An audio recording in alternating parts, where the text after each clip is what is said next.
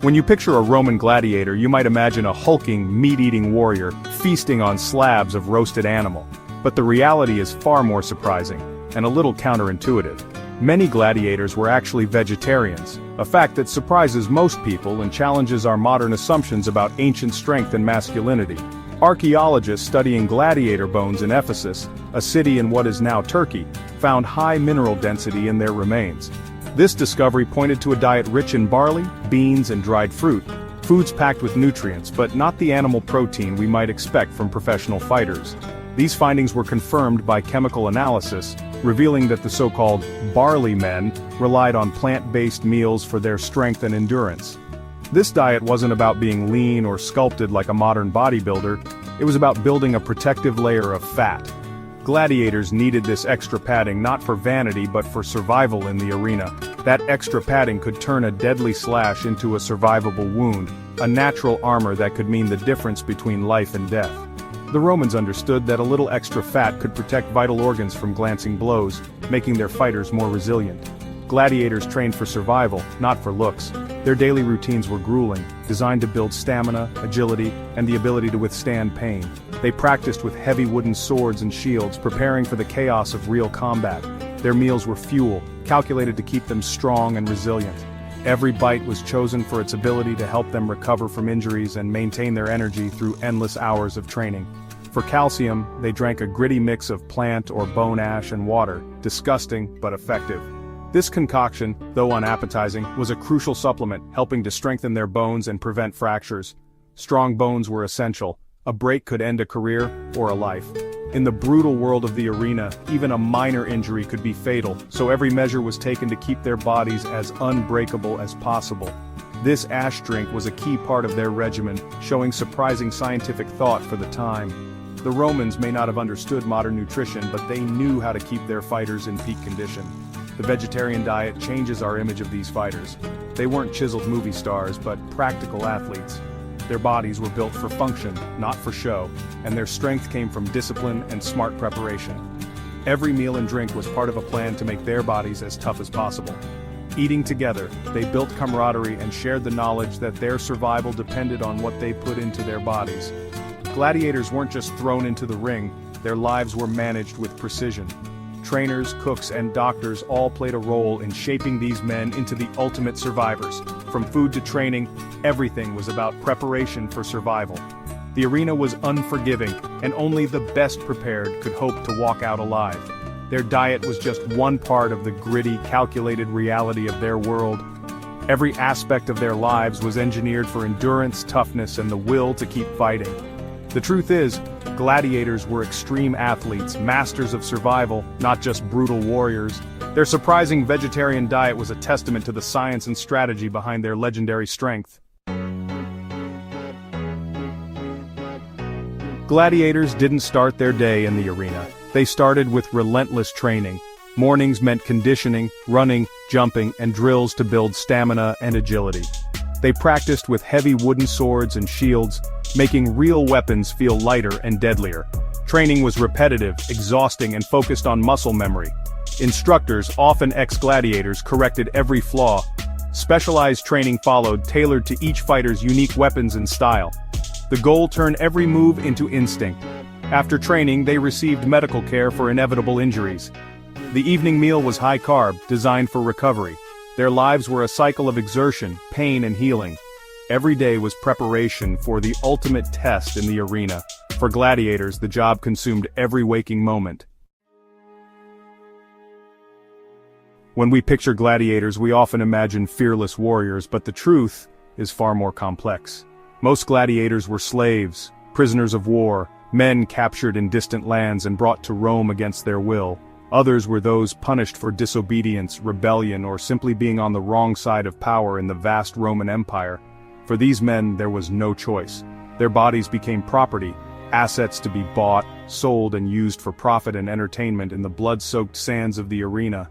Some were condemned criminals, sentenced to fight as a last, desperate chance at survival instead of facing certain execution. For them, the arena was both a punishment and a slim hope. But not all gladiators were forced into this life. Some were volunteers known as auctorati, who willingly signed up to fight. These free men, often driven by debt, the promise of riches, the thrill of combat, or the lure of fame, swore a binding oath that stripped them of their freedom and made them gladiators by choice. The world of gladiators was a strange mix: slaves with no hope, criminals with grim sentences, and free men chasing dreams or running from their pasts. Some entered the arena with hope in their eyes, others with fear, but all were bound by the same fate once they donned the armor. Inside the ludus, the gladiator training school, backgrounds and pasts faded away. Only skill, strength, and the will to survive mattered. Every man, no matter his origin, faced the same brutal reality: pain, exhaustion, and the constant threat of death. The arena was the great equalizer, where status and history meant nothing in the face of the crowd's roar. Past crimes, choices, or dreams didn't matter here, only survival did, and every fight was a battle for life itself. In this harsh world, gladiators found unity in their shared struggle, forging bonds that crossed lines of birth and status. The sand of the arena erased their histories, their differences, and even their names, leaving only the fight. In the end, no matter how they arrived, they were all just gladiators, warriors defined by courage, struggle, and the will to survive. The ludus was part prison, part barracks, part training center. Run by a lanista, it was a business built on human lives. Gladiators lived in small shared rooms, forming a tight brotherhood. They trained, ate, and healed together, creating a unique camaraderie. The training grounds were the heart of the ludus, a mini arena for honing skills. Facilities included armories, kitchens, and infirmaries to keep fighters in top shape. The Ludus Magnus in Rome even had a tunnel to the Colosseum for discreet transfers. Despite the bonds, competition was fierce. Today's friend could be tomorrow's opponent. The ludus was a world of contradictions: home, prison, family, and battleground. Gladiators weren't just sword and shield brawlers. These ancient warriors were highly specialized, each trained for a specific role in the arena. Their world was one of discipline, danger, and spectacle, where every detail mattered. There were dozens of types, each with unique gear, armor, and fighting style. From the lightly armed to the heavily protected, every gladiator was instantly recognizable by their equipment. Matchups were carefully designed for excitement, like a deadly game of rock, paper, scissors. The organizers paired different types to create dramatic contrasts and unpredictable outcomes. The secutor, heavily armored and wielding a short sword, faced the nimble retiarius, who fought with a net and trident. This classic pairing pitted brute strength and protection against agility and reach. Fights became contests of endurance versus speed, brute force versus cunning. Each match was a test of not just physical power, but also mental agility and tactical thinking. Equipment was a major investment. Crafted by skilled artisans, it was both functional and symbolic. Gladiators relied on their gear for protection and identity. Training gear was wooden, designed for safety and repetition, but arena gear was real, often ornate, and sometimes personalized to reflect a gladiator's reputation or sponsor. Helmets, shields, and armor were status symbols, sometimes lavishly decorated with crests, engravings, and bright colors to catch the crowd's eye. The spectacle mattered as much as the fight. Gladiators were entertainers as well as warriors, and their appearance was part of the show. Fights had rules enforced by a referee called the summa rudis, who ensured fairness and could even pause the action to prevent unnecessary death. Gladiators trained in specific techniques, not just wild brawling. They practiced footwork, feints, and signature moves unique to their class. Each type, Thraex, Murmillo, and more, had its own style and strategy, with strengths and weaknesses that could turn the tide of battle.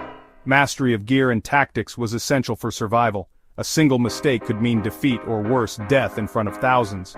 The tools of the trade defined a gladiator's fate, shaping their identity and their chances in the arena. In the end, skill, strategy, and equipment could mean the difference between glory and oblivion, between life and death in the sands of Rome. Every fight was a gamble with life and death. Gladiators faced constant risk. One mistake could be fatal. Survivors bore scars and pain, reminders of their brutal profession. But the rewards were real: prize money, comforts, and above all, fame. Star gladiators were celebrities, adored by the masses. For slaves, the ultimate prize was freedom, the rudis, a wooden sword symbolizing release. Earning the rudis was the highest honor, marking survival and skill. Some retired as trainers, passing on their hard-won knowledge. The stakes were immense: death, pain, and servitude versus wealth, fame, and freedom. This drama captivated Rome. Every fight was a wager for a better life. The arena was where destinies were decided. A day at the arena was a massive public spectacle. Crowds from all classes filled the amphitheater, buzzing with anticipation. The show began with a grand procession, the Pampa, where gladiators paraded in costume.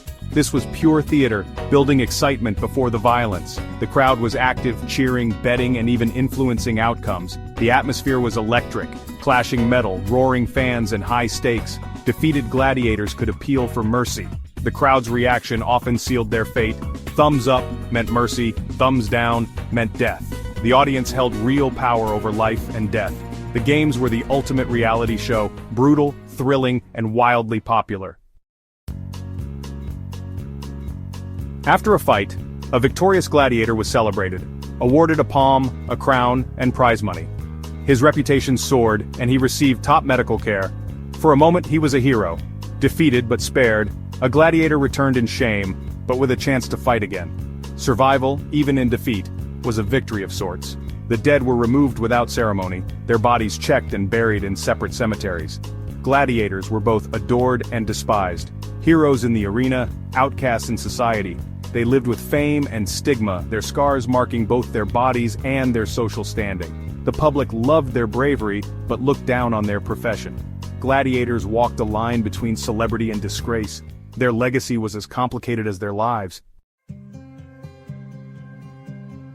Being a gladiator was one of history's toughest jobs, demanding, dangerous, and full of contradictions. They were disciplined athletes, not mindless brutes trained for survival and spectacle. Their legacy lives on in our fascination with combat sports and extreme athletes. The arena has changed, but the appeal of skill and struggle remains. Gladiators were equals on the sand, united by the fight for survival. Their stories reveal the brutal complexity of Roman life. Understanding them means looking past the myths to the real human struggle. If you want more stories about history's toughest jobs, subscribe for more.